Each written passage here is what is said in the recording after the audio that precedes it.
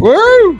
Good. Whoa! We're on the air, Rob. All right, we are here, man, on a Thursday morning, October 3rd, 2024. Rob Brown, got a lot going on. Brendan Martin, executive producer. Folks, if you live in the South, I guess it's all over the country. So a little internet issues out there since that hurricane hit. We will work through them. Tony Barnhart, Mr. College Football, joins us along with Coach Matt Dean in Memphis. Plus, we will have Gary Harris at 30 minutes after the start of the show, Tide 100.9 in Tuscaloosa, Channel 23, and Jordan Hill at 8:50, 9:50 Eastern, 24/7 Sports, Georgia Bull. Georgia, Auburn, Deep South's oldest rivalry. Tigers at 24.5-point underdog. Hey, smash the subscribe button in the bottom right-hand corner. Allow notifications on your Android and iPhone. Hey, we're going to have a great show. Get pen and paper handy. Class is about to start. Here.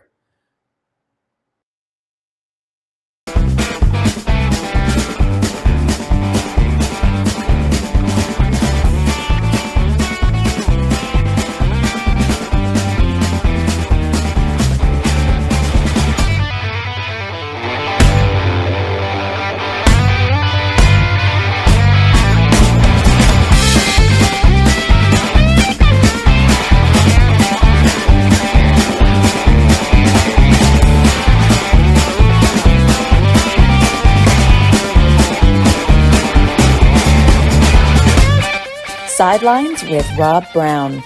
Talk sporty to me.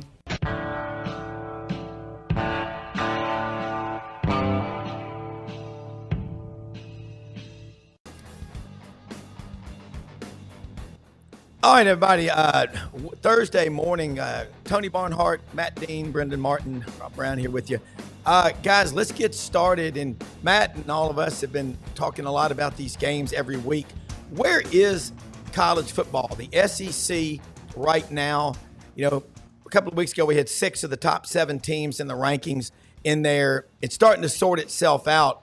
But I want to start with a hot topic right now, and that's Ole Miss. They lost at home to Kentucky. Kentucky won the game. You thought Ole Miss would respond as the game went on.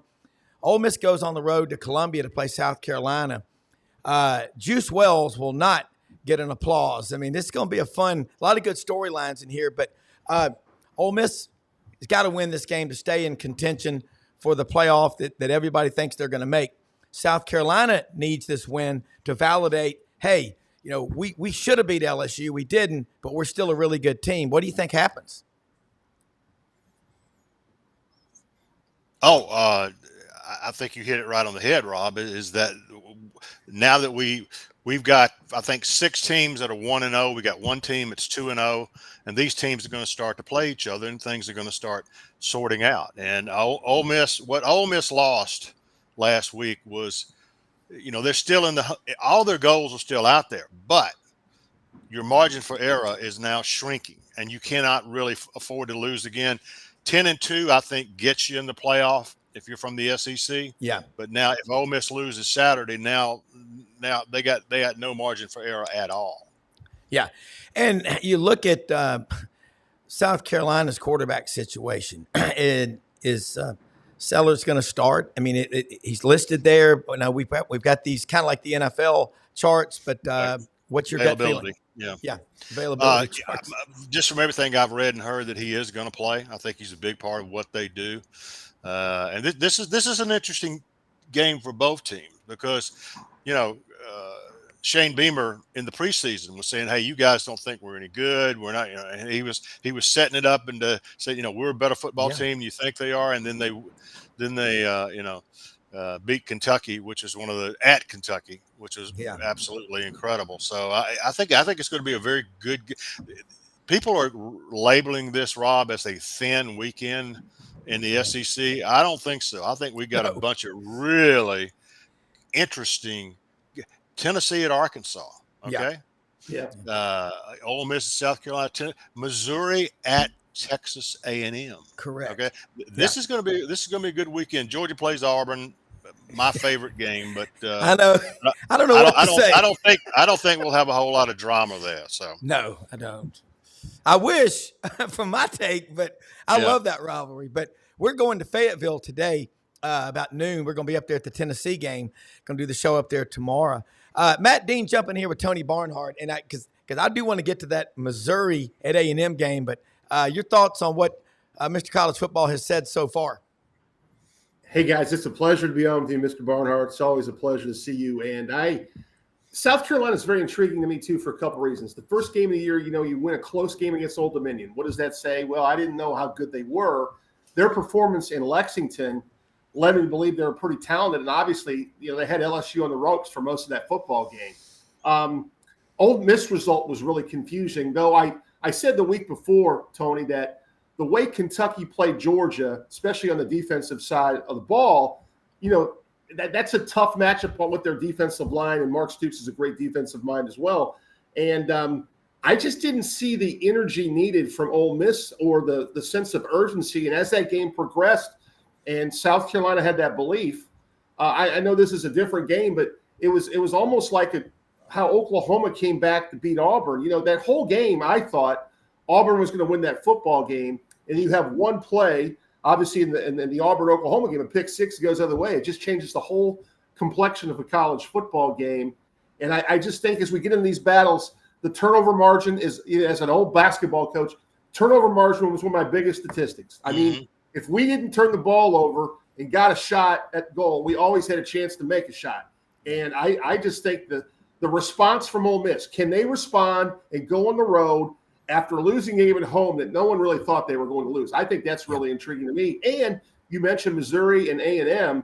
I watched A&M Arkansas for the majority of that game. Once again, Arkansas made a critical error fumbling the football inside their 10-yard line when they were up 14-7, which gave A&M the momentum to tie the game and really take control of the game from there. Because I think Arkansas, they're moving the ball. Statistically, they have some numbers. They're having too many mistakes. Can these teams limit turnovers, which could lead to some more interesting results?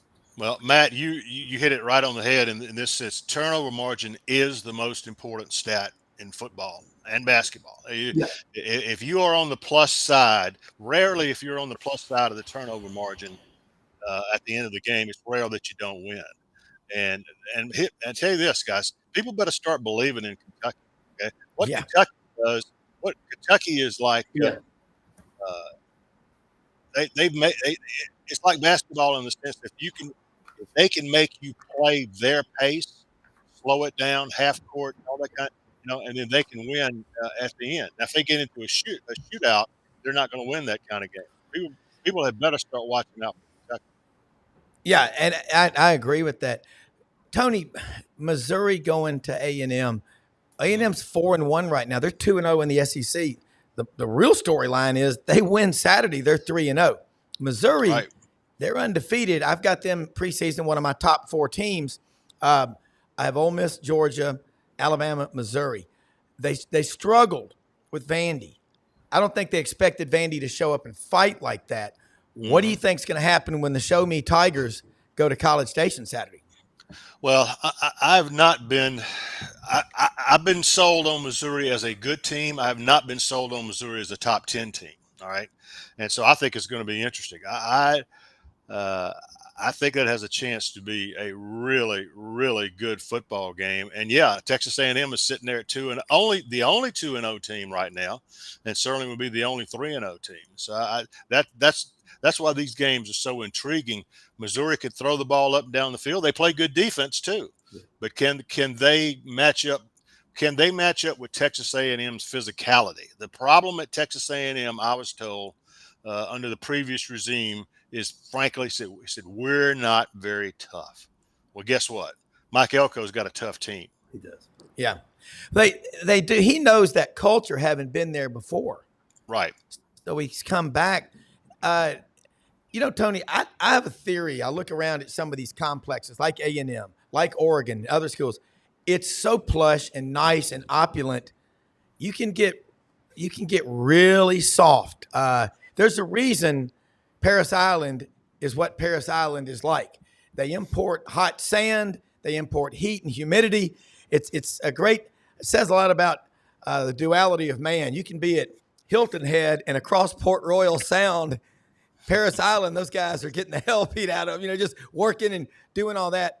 I'm just looking at the A&M. You're right. That's it. And Matt's son coached for 4 years there with Jimbo before he went to Oregon with Dan Lanning. He's on the staff out there now. It's toughness, and it's mental toughness too, isn't it, guys? Absolutely. That's the thing about playing in this conference.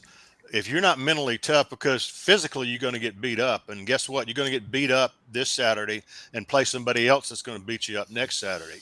You've got to be mentally tough to go through that. And if you're not, it's going to show, particularly in the second half. Yeah. Matt? People forget the COVID year, A&M only lost one regular season game. One game the whole year. It was to Alabama early on the road. And Elko was the defensive coordinator that year. That A&M team went to the Orange Bowl, beat a really good North Carolina team, 38-24, and finished AP, I think, 4 because Notre Dame lost in the playoffs. So they were on the bubble for a playoff team. And, Tony, you're right. My son works in personnel and scouting recruiting. Elko toughness factor has always been a defensive mastermind. But they try to control clock. They run the football really well. They don't make a lot of mistakes, even though you can say early on they didn't have a great opening against Notre Dame, but that was a grind-out football game. Mm-hmm. And going back to your Kentucky analogy, Tony, I agree 100%. A lot of people don't realize this.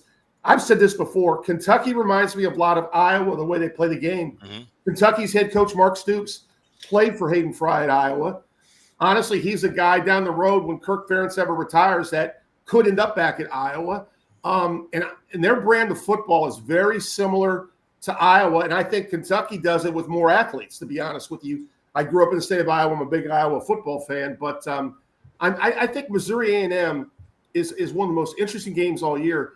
I think Missouri has had a lot of hype for the right reasons. They have a tremendous wide receiver prospect who could go in the top 10. Their quarterback is outstanding. I'm not sure, Tony, if that really good kicker is back or not. He's made a lot of long kicks, but they score points. But their defense has gotten better. We have a family friend who's a coaching analyst on that staff as well. I think Missouri wins a close game this weekend. I think it's going to be a lower scoring game, and I think they go into College Station and find a way. Tony, if Missouri gets beat, is that narrative going to be they're good, but they're not that good? And if A&M wins, is it going to be, hey, they're a real contender to get to Atlanta this year? Well, Rob, what I would say to that is I would say neither. You're not. The narrative may be that, but again, in the play, as we talked about it in the preseason, guys, with the 12-team playoff, it changes the way that you look at everything. Okay. And one game is not going to make any difference. All it does is take away some of your margin of error. So Missouri's still a good football team. I'm just not convinced that they're a top 10 team, but now if they win, all of a sudden say, okay, because right now, look, guys, the conference is Alabama, Georgia, and Texas. Right? Yeah. Those teams are right there by themselves, and the rest of these teams are really, really good. Who's number 4? Is it Tennessee? Is it Ole Miss? Is it Missouri? We don't know, and that's what's going to shake out over the next few weeks coming up. Is who's in that number 4 spot? I think it's going to be Alabama, Georgia, and Texas all year. I don't think that's going to change. Yeah, and the game last week, we hadn't talked about it. We have a lot earlier this week. Alabama, Georgia. And Greg Cotton was talking at the Touchdown Club. By the way, your book, we were talking about this. They sold out when you were up here, and they got more. It's a great book, The 19 of Green. And I want to talk about that in a minute.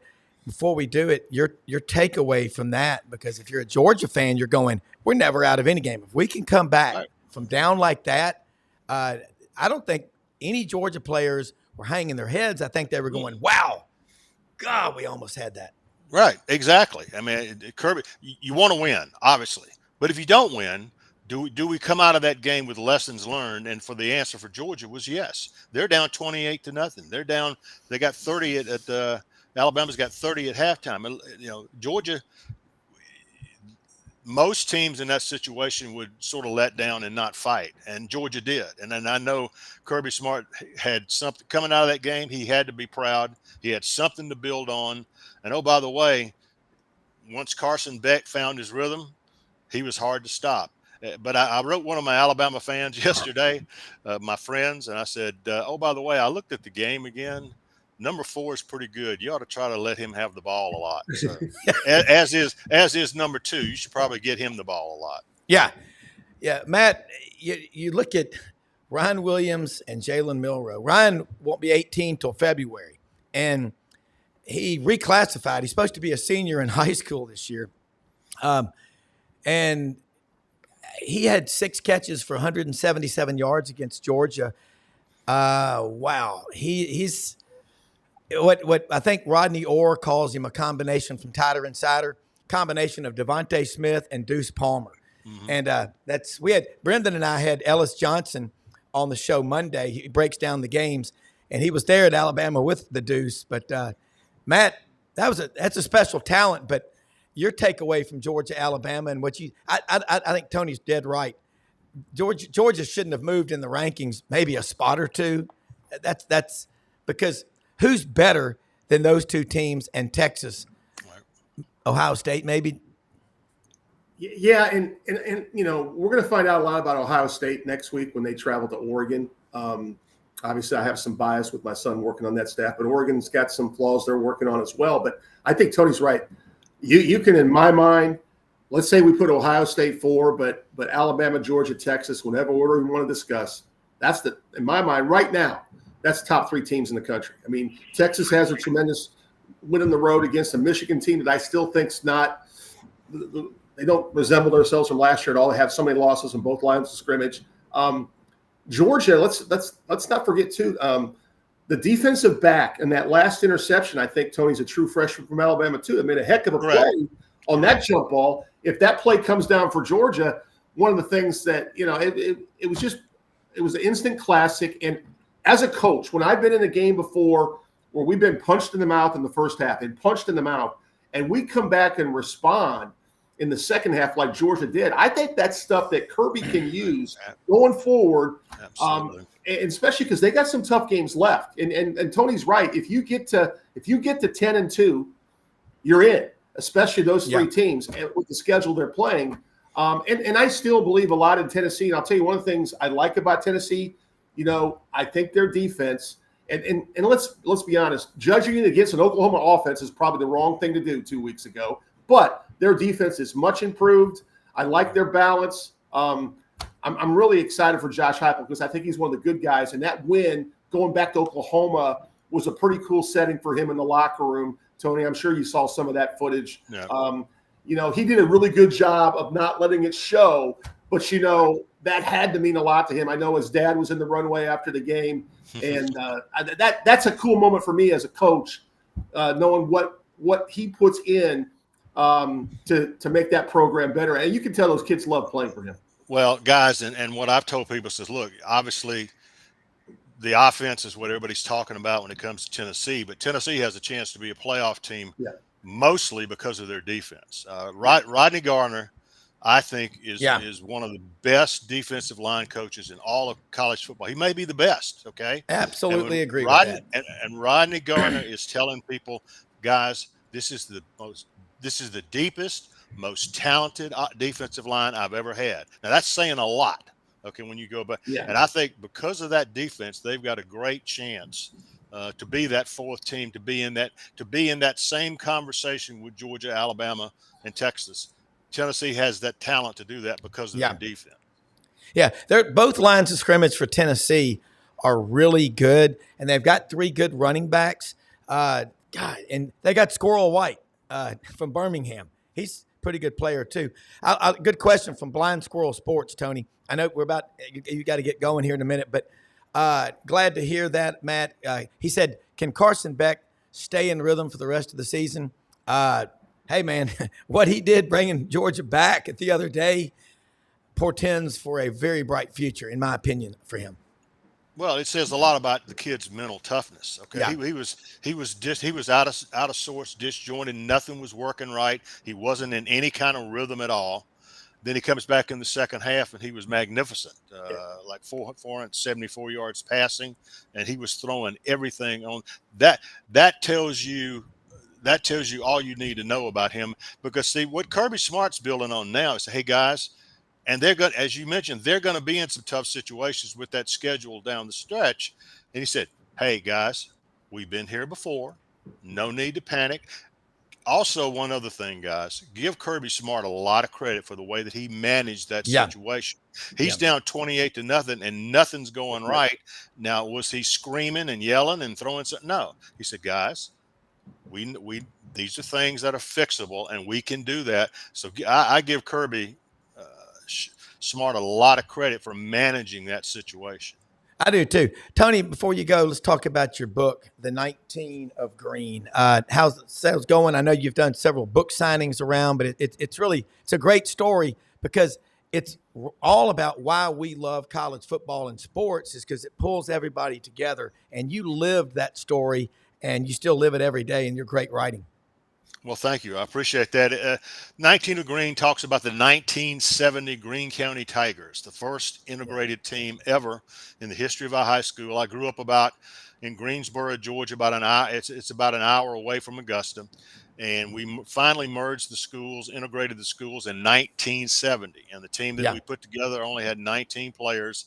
And it's about football, but it's really more about relationships and the fact that guys from different backgrounds learned how to get along, and we still stay in touch. And the quarterback, our black quarterback for Floyd T. Carey High School, Charles Turner, remains one of my closest friends. So it's about coming of age, it's about relationships, and it's about race relations in the 60s and 70s, and which was some time. So we have been very well received. We've been several places where we sold out. We sold out in Memphis, as you pointed out, and had several other appearances at the Georgia Sports Hall of Fame. And so we're very, very pleased with the way the book has turned out. Well, look, man, ready to get you back on here again very soon because I like to wait a little while because 5 or 6 weeks in, you got a very good idea of who's what in college football. And I'll just close out with this. How can people follow you and what are you writing about that is a trending topics in the SEC and big picture college football? Well, some of my old newspaper buddies and I started our own website about 5 years ago, so we could write when we wanted to write, what we wanted to write, and we're a little bit more control of our careers. And so that has been received well. The name of the website is TMG College Sports. And the easiest way to tell you to get to it is just do a Google on TMG. TMG stands for the Media Guides, and we've got over 100 years of experience of the guys that write on that website. And I write at least twice a week. I do my picks on Friday, and I do a Monday column sort of looking at the big picture and what's going on. Monday, I wrote that if you enjoyed Georgia, Alabama, if you enjoyed that game, sit tight because we're going to have those games all year long. This is going to be one of the wildest seasons we've ever had in the SEC. Why? Because after Georgia, Alabama, and Texas, we got a lot of really good teams. And it's going to be that way all year. And, oh, by the way, Kentucky, what they did, almost beating Georgia and then beating Ole Miss, that's an indicator. We're going to have it all year long.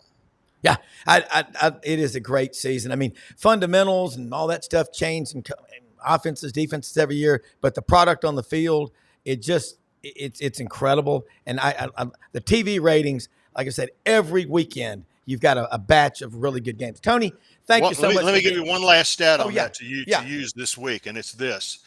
For television purposes, the networks say if we can draw 4 million viewers to a game, it's a successful game. That's the line of demarcation between good and not so good. 4 million is the number. The Alabama-Georgia game drew 12 million viewers. Wow. That tells you what you need to know. Okay? Yeah, college football is in great. Like you said, not even the adults can screw it up. Mr. College Football, Tony Barnhart, always thank you so much for being on here. Look forward to your next visit. All right, guys, take care. All right, Coach. You too. You bet. Hey, Brendan Martin here. We're going to be bringing in Gary Harris in just a minute. Brendan, are you there? Make sure we're not frozen. But, Matt, I think that was great commentary by Tony Barnhart, Mr. College Football. And, you know, Matt, are you surprised by the quality of these games, these matchups every week? No, I'm not. And Rob, I almost texted you I felt for you watching the Auburn-Oklahoma game, because you can make an honest to God statement that Auburn is not that far away from being 5-0 right now, and they're not. I know it's not that, but there's so many good football players in that league, and in other leagues as well. Don't get me wrong, but like when I was watching Georgia, Alabama, Tony was right. When they made it 28-0, I think it was that 4th and 1, and Milroe broke outside of the edge and took it down about 40 yards in that quarterback run in the first half. They had a shot at Kirby on the sideline. Kirby looked like Kirby. He was not going nuts. He managed his team well, and quite frankly, they were in position to win the football game, which no one would give them credit for prior. A week before that, I thought Tennessee just really dominated Oklahoma on the road, which is not an easy thing to do. And I think just the influx of Texas, Oklahoma to an already proud league has just made this bonkers. And you know what happens when you have the numbers they do now? Honestly, you're going to get some people's schedules, Rob, that they're not as competitive as others. And, scheduling matters, and I would even go a step further what Tony said. There could be a 9-3 team out there in the SEC that may be able to get that 11 seed. You never know what's going to happen with other schools. Yeah, and Brendan, I don't know if Brendan is frozen or what. I can't see on the screen here. Brendan, if you're there, we're trying to get Gary Harris in here right now to talk about Alabama. Of course, Alabama this weekend plays Vanderbilt in Nashville, and Brendan, are you there? I don't know if this, because Tony's still on the screen right now, and we're trying to get Brendan back in. Okay. But Alabama plays at Vanderbilt. Matt, do you see a possibility? And Brendan, come back in when you can. His screen is frozen, but do you see a possibility I don't see Vanderbilt beating Alabama. Question is, can they cover? The question we talked about earlier was the Vanderbilt-Missouri game, right? And that kind of raised some doubt a little bit on Missouri, because they really struggled to win that football game, and Vanderbilt misses a kick to extend that football game, right? I think Vanderbilt, Charlie D has done a tremendous job. They are the most competitive in a while, and I think they're going to compete. Now, I think it's a tall task with that line of scrimmage from Alabama. I'm just not sure. I see something like 38-7, 42-10. I don't even know. I don't deal in the world of lines, but I just think Alabama is going to find a way to methodically wear them down on that line of scrimmage. Though I think Vanderbilt has been a really pleasant surprise in terms of their competitiveness. They have, and then they got a quarterback, Diego Pavia, who I think is he's just a tough guy. The Cowboy, Brendan, if you're there, I'm not getting a response from Brendan, but I think Diego Pavia is the toughest player in the SEC. I mean, he's just a fighter, and he's like, hey, I'm the best player on the field on either side of the line of scrimmage on either team in every game. I like that, Well, and what's interesting, Rob. I'm going to give you the 7 degrees of connection here on football. Go back to their win against Virginia Tech. So we thought, well, Virginia Tech must not be that good. Well, look what Virginia Tech did to Miami. And I haven't had a chance to talk to you since that game last week. It goes down to probably a 5-minute review in the last play of the game that some people thought Virginia Tech caught the ball. Some people thought it was incomplete. So the reality of the situation is, going back to your initial question, Rob, there are a lot of really good football players on a lot of teams, and you have to bring it every week. You have to bring it every week. And when you go on the road in the SEC, that's why I think Ole Miss it's going to be a tough game at South Carolina. Those fans are going to be ready. South Carolina, in many people's eyes, should have won against LSU. South Carolina is a really good football team. So I think that's an interesting game. I still favor A&M over Missouri just because it's at College Station. Though it wouldn't surprise me that Missouri goes in there and steals one, because I think Missouri's really talented. So it's just so competitive right now.